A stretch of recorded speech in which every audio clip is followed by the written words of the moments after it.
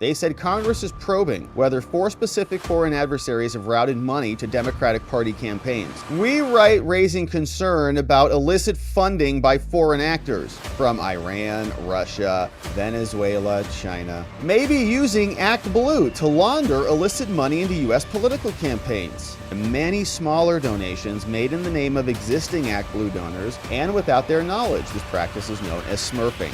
ActBlue getting some inquiries from Congress, going to 3 different agencies now, from the House Committee on Administration. You see, this letter is going over to Janet Yellen. We've got another one going to Christopher Wray at the FBI. And then we have Avril Haines, Director of National Intelligence, all being asked about ActBlue. Story in the background comes from our friends at Just the News, John Solomon, saying Congress is expanding this. We've already talked about a lawsuit that was brought by a Republican person whose identity or alias pseudonym is being used by ActBlue, and thousands of dollars have been donated in his name that he knows nothing about or gave nobody permission. They're using an Amex from some shell company is what it seems like. But now Congress is looking into it. Bombshell letters that went to Treasury Secretary, FBI Director, Director of National Intelligence. This was sent over by Brian Steele and Ron Johnson, so a House chairman and a senator. They said Congress is probing whether 4 specific foreign adversaries have routed money to Democratic Party campaigns. So that ActBlue money, the pattern whereby they make thousands of donations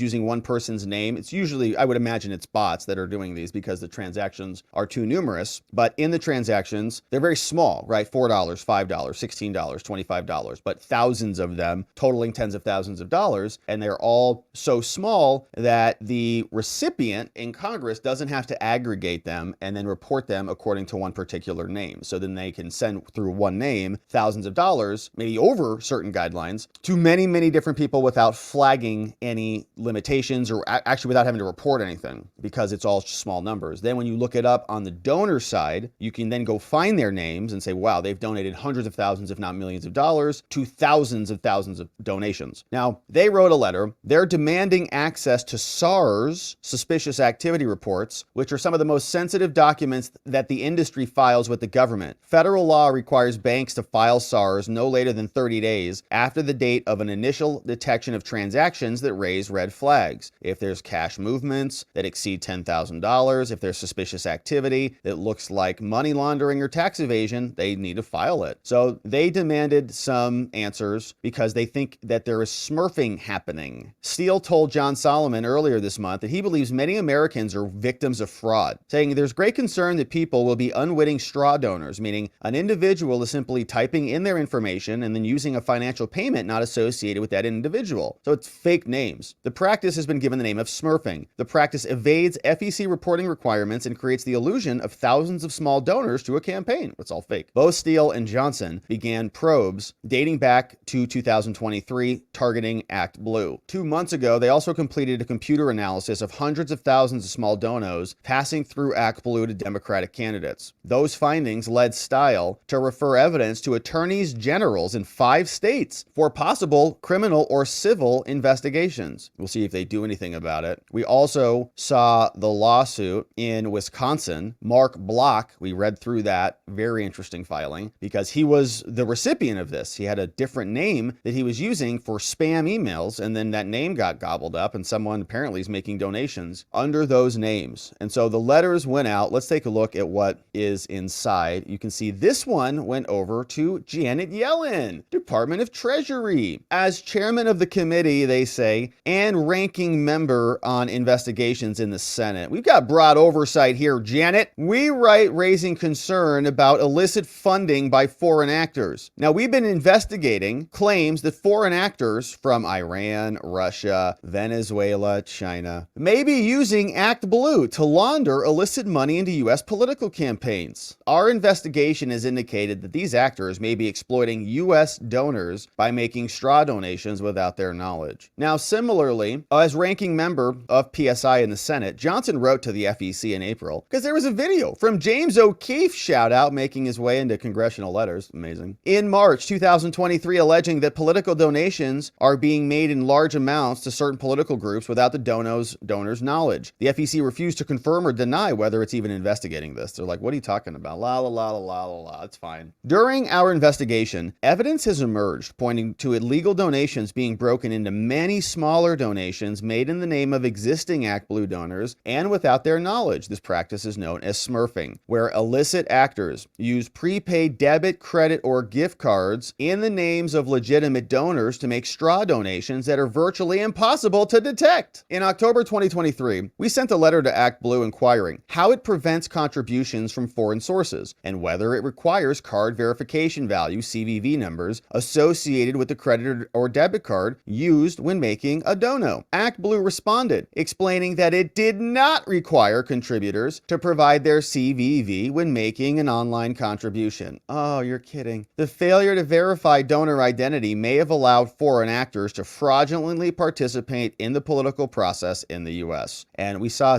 a similar thing that Obama was doing back when Obama was running, and he had to pay an FEC fine for that. Now, following this info, we sent a letter to the FEC saying, wait a minute, they're not verifying that this money's coming from local people? We asked the FEC to initiate an emergency rulemaking process to require political campaigns to verify the CVV of donors who contribute online, and a rulemaking to prohibit political committees from accepting online contributions from gift cards or credit or debit cards, right? It's all just foreign money. CHA, and when you see, wow, Kamala got $1 billion, where'd it come from? Who knows? CHA also introduced HR 9488, the Secure Handling of Internet Electronic Donations, the SHIELD Act, that would prohibit political committees like ActBlue from accepting online contributions from debit or credit cards without the disclosure of the CVV, the billing address associated with the card. The legislation would prohibit the acceptance of contributions from gift cards, prepaid credit cards, or debit cards, or gift certificates. The bill would also adopt a bipartisan legislative recommendation from the FEC to prohibit individuals from knowingly aiding or abetting someone that makes a contribution in the name of another person. Well, this won't pass because they're getting a bunch of money. They're like, wow, our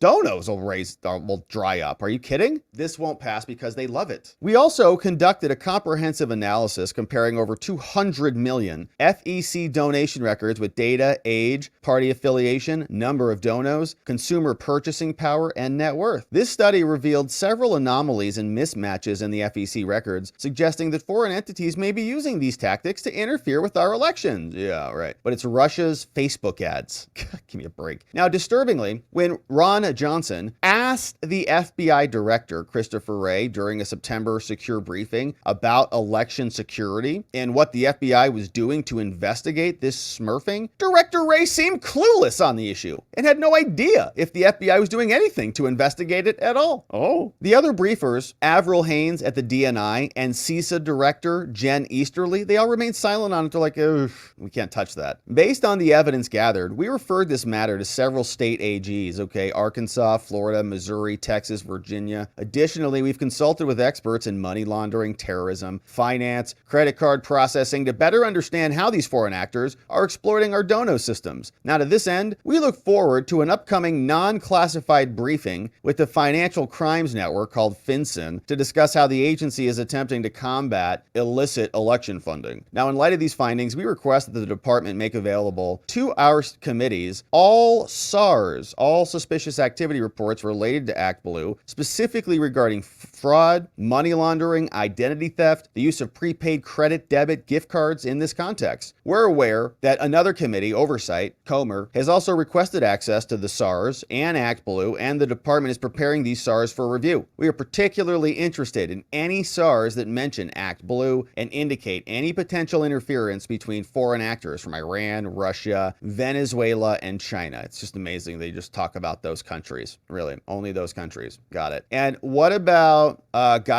individuals? Is it only countries that we kind of want to go to war with, or is it other countries that may also be trying to influence our election? And also, could this be applicable to individuals like George Soros or other people who are aligned with foreign countries and non-American interests? Further, we request the department provide a classified briefing on the above-mentioned SARs and any information to the department has regarding foreign interference into our elections by those four countries. Due to the potential threat that this poses for the security of our federal elections, we request that the department contact CHA by close of business to schedule a briefing no later than October 30th, 2024. Yeah, honestly, I'm a lot less concerned about foreign countries interfering in our election. I'm sure they're funneling money in somehow, some way. I mean, we've seen that already in open records. We saw what happened with Mayor Adams and Turkey. We saw what happened with, I think it was Egypt and Menendez or some other country over there. Hunter's been around with all these countries. Ukraine was paying Hunter $83,000 a month, right? I'm also concerned about the EU, which is trying to censor our social media companies. Same thing with the UK, putting people in jail over there for trying to censor free speech and rig elections by censoring free speech in America. Apparently, we've got parliamentarians or something from the UK coming over here too. Yeah, all right, so you get the point. Now, where is all this money coming from? Is Congress really concerned about it? I don't think so. I mean, at least the people who are getting paid this way, they're like, oh crap, that's where we get all our re-election money. They're going to turn that off? It's not good. Janet Yellen got one. Christopher Wray got one. Let's see where this letter differs at all. Saying, we sent a bunch of letters. Disturbingly, they asked you, Chris, what you were doing to investigate this. You had no idea. Everyone else was silent about this. And so Chris, Wray, FBI, we're interested in any relevant investigations or intelligence that you are investigating that relates to ActBlue. So let us know by the end of October. Sincerely, your friends, Brian Steele and Ron Johnson. And then the final letter went over to the Director of National Intelligence. And remember, the DNI is kind of like the hub of the wheel. And then all the different intelligence agencies, FBI, CIA, NSA, CIS, all of them, whatever, go around. It's like 18 of them because we're intelligenced to death already. But then she's supposed to be the one who's in the center saying, we've also demanded that you look into this, and you sat there silent. The other briefers, including yourself, were silent about this. So why don't you give us some information as well on how this is all working? Sincerely, your friend, Brian and Ron Johnson. Now, what is the DOJ doing? What are our prosecutors doing? Are these people investigating and finding fraud and criminality and turning it over to the prosecutors to investigate? No, of course not. What are they doing? Well, they're suing Virginia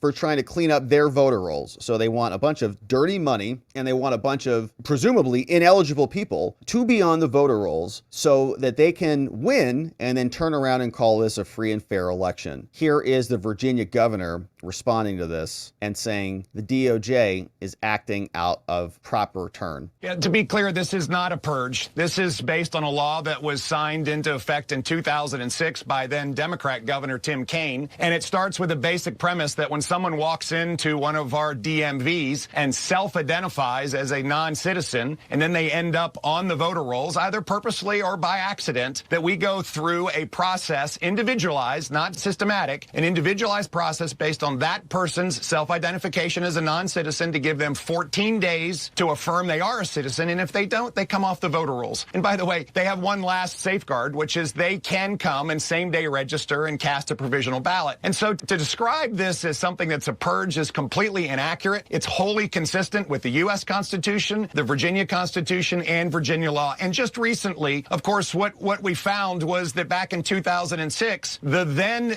Justice Department actually approved of this law and said that it is not only further constitutional, but we have given it thorough review and we're okay with you moving ahead with it. And now, 25 days last week before the election, a Justice Department decides they are going to bring suit after this law has been in effect for 18 years, administered by Democrat and Republican governors. And this is the reason why I believe that Americans and Virginians wonder what the Justice Department is up to. It's been in effect for 18 years. It's been applied universally by Republican and Democrat governors. And now, all of a sudden, when Virginia is getting tight, it launches a lawsuit against the Commonwealth of Virginia when we are trying to make sure that citizens vote, not non-citizens. Why is that? Well, that's because it's getting tight. They don't want to lose it And they know that if they keep those people on the rolls, they'll have a bigger shot at winning it. And this is their strategy, not only in Virginia, but everywhere across America. They are filing lawsuits. They're prosecuting their political opponents. They're trying to throw Trump off the ballot, tried, failed, and more, because this is all they've got.